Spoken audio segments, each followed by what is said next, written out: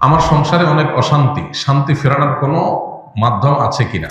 একজন মানুষ তার ঈমান ঠিক রাখতে প্রতিদিন কি কি আমল করা উচিত জানতে চাই। কবরের পাশে দাঁড়িয়ে 41 দিন সূরা ইয়াসিন তেলাওয়াত করলে কবরের আযাব মাফ হয়ে যায় কিনা? সামাজিক মাধ্যমে কারো সমালোচনা করা গীবতের অন্তর্ভুক্ত কিনা? একজন ব্যক্তি আল্লাহর রাস্তায় শহীদ হলেন, কিন্তু এই ব্যক্তি বহু মানুষের হক নষ্ট করেছেন, তাহলে তিনি কি শহীদি মর্যাদা পাবেন? বান্দার হক আল্লাহ তাআলা মাফ করবেন না, কারো বেলাই না। অতএব কেউ আল্লাহর রাহে গিয়ে জীবন বেরিয়েছেন, এটা ভালো কাজ হলেও তিনি যে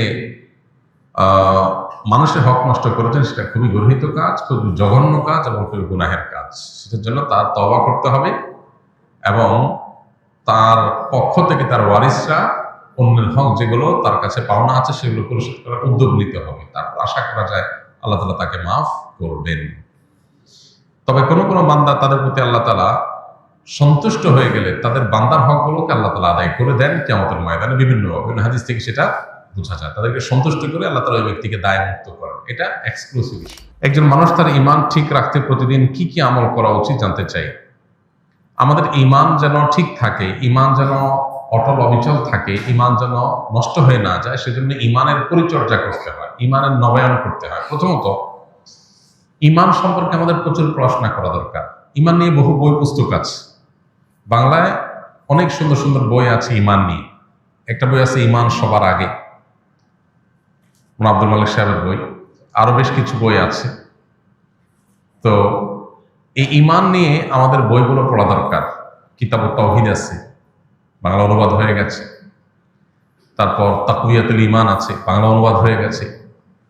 তো ঈমান নিয়ে আমাদের বইগুলো যত বেশি পাঠ করব, তত আমাদের ঈমান নষ্ট হওয়ার কারণ কি, ঈমানের জন্য ক্ষতিকর বিষয় কি, ঈমানের মূল বিষয়গুলো কি, সেগুলো আমরা জানতে পারবো। এগুলো যত বেশি জানা যাবে তত বেশি ঈমান সেভ করতে পারবো, নিরাপদে রাখতে পারবো। দ্বিতীয়ত, ঈমানকে ধরে রাখার জন্য, ঈমানের উপরে অটল অবিচল রাখার জন্য, ঈমান যেন নষ্ট হয়ে না যায়, ঈমান যেন ভঙ্গ হয়ে না যায়, সেজন্য আমাদেরকে বেশি বেশি কোরআনে কারীমের তিলাওয়াত, আল্লাহর আয়াত, আল্লাহর নিদর্শন, কুদরত, এগুলো নিয়ে গবেষণা, চিন্তা, ভাবনা করতে হবে। আল্লাহ বলেছেন ওয়াইদা তুলিয়াত আলাইহিম আয়াতুহু যাদাতহুম ঈমানা।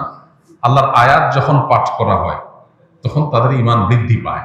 এজন্য কোরআনে কারীমের আয়াত তেলাওয়াত করা, অর্থ সহকারে বোঝা, আল্লাহর কুদরতগুলো নিয়ে চিন্তা গবেষণা করা, এগুলো মানুষের ঈমান বৃদ্ধিতে সহায়ক হয়। পাশাপাশি ঈমান সংরক্ষিত রাখার জন্য কিছু দোয়া নবীজি শিখিয়েছেন, যেমন রব্বানা লা তুযিগ কুলুবানা বা'দা ইয হাদাইতানা ওয়া হাব লানা মিন লাদুনকা রাহমাহ ইন্নাকা আনতাল ওয়াহ্হাব। এটি কোরআনে কারীমের একটা দোয়া, যার অর্থ হলো, হে আমাদের রব, আমাদেরকে আপনি হেদায়েত দেওয়ার পর অন্তরগুলোকে আর বক্র করে দিবেন না, বিভ্রান্ত করে দিবেন না। আপনি সবকিছু দানশীল, সবকিছু দান করে থাকেন। এখানে ঈমান যেহেতু আপনি দিয়েছেন আল্লাহ, আর আমি যেন বেঈমান হয়ে না যাই, আমি পথচ্যুত হয়ে না যাই, এই জন্য আল্লাহর কাছে দোয়া করা হয়েছে। এটা গুরুত্বপূর্ণ একটা বিষয়।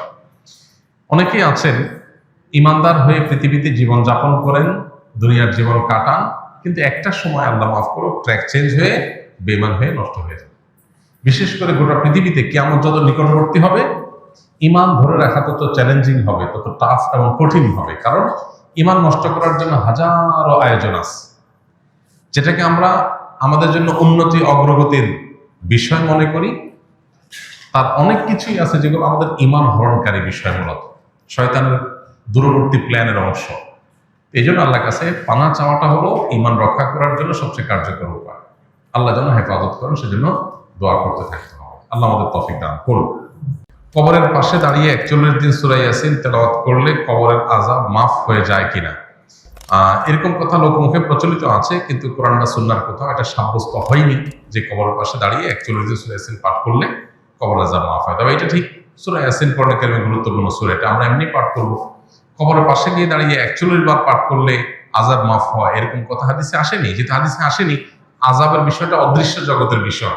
আমি কিভাবে নিশ্চিত হলাম যে আযাব মাফ হয়? সম্পূর্ণ মন গড়া এবং ভিত্তিহীন একটা বিশ্বাস। এটি সন্দেহাতীত ভাবে আমরা কোরআনে কারীমের তেলাওয়াত করব, সূরা ইয়াসিন অন্য সূরা তেলাওয়াত করব, মুর্দার পক্ষ থেকে তেলাওয়াত করে তার সওয়াব পৌঁছানোর জন্য চেষ্টা করব, কিন্তু কবরে গিয়ে এই সংখ্যক বার এটা পড়লে আর আযাব হয় না, এই কথা কোনো বিশুদ্ধ হাদিস দ্বারা প্রমাণিত নয়।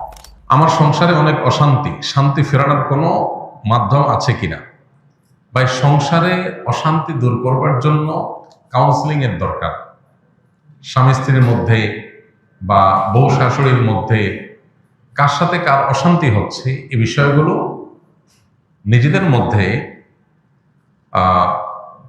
বোঝাপড়া বাড়ানোর জন্য, সমস্যাগুলো দূর করার জন্য নানাবিধ কাউন্সিলিং এর উদ্যোগ হওয়া উচিত। মধ্যস্থতাকারীদের মাধ্যমে সমাধান করার চেষ্টা করা উচিত। আমাদের দেশে এই সমাধানের পথটা খুব একটা নাই। আমরা নিজেদের মধ্যে ঝামেলা তৈরি হলে, সেটা তৃতীয় পক্ষ কারোর শরণাপন্ন হলে ঝামেলা বরং আরো বাড়ে। মূলত এই বিষয়ে যারা এক্সপার্ট আছেন, যারা মনোমালিন্য, দ্বন্দ্ব, কলহ এগুলো দূর করার জন্য অভিজ্ঞ, তাদের শরণাপন্ন হয়ে কাউন্সিলিং দরকার। আমরা আসুন্নাহ ফাউন্ডেশন থেকে ভাবছি যে আলেম ওলামা এবং যারা এক্সপার্ট আছেন তাদেরকে কাউন্সিলিং শেখাবো, যাতে করে তারা পারিবারিক কলহ, দ্বন্দ্ব এগুলো মেটাবার এই কাজটা করতে পারেন ট্রেনিং নিয়ে। তো পারিবারিক দ্বন্দ্ব মেটাবার জন্য এ ধরনের কাউন্সিলিং এর শরণাপন্ন হতে পারেন। আমাদের ফাউন্ডেশনের অফিস টাইমে গেলে ওলামা ইকরাম আছেন, তারা কাউন্সিলিং এর কাজটা করেন, কারো প্রয়োজন হয় সেই সার্ভিস নিতে পারেন। তবে সমস্যা এবং কলহের কারণ এগুলো যদি বিস্তারিত জানা যায়, তখন সেই হিসাবে পরামর্শ দেওয়াটা সহজ হয়। এখানে যেহেতু আমভাবে বলেছেন সংসারে অনেক অশান্তি, সেটা দূরের উপায় কি, তো এটা বলা কঠিন আসলে অশান্তি কোন ধরনের, তাহলে সে ধরনের পরামর্শ দেওয়া যাবে। তবে একটা কথা এখানে প্রসঙ্গত বলে রাখা যায়, সেটা হলো সেহের বা ব্ল্যাক ম্যাজিকের কারণে, জিনের উপদ্রবের কারণে ঘরে ঘরে এখন স্বামী স্ত্রীর মধ্যে দাম্পত্য কলহ বেড়েছে প্রচুর পরিমাণ। অনেক অশান্তি আছে, দাম্পত্য অশান্তি এবং দাম্পত্য কলহ, যেটার পেছনে মূল কারণ হলো সেহের।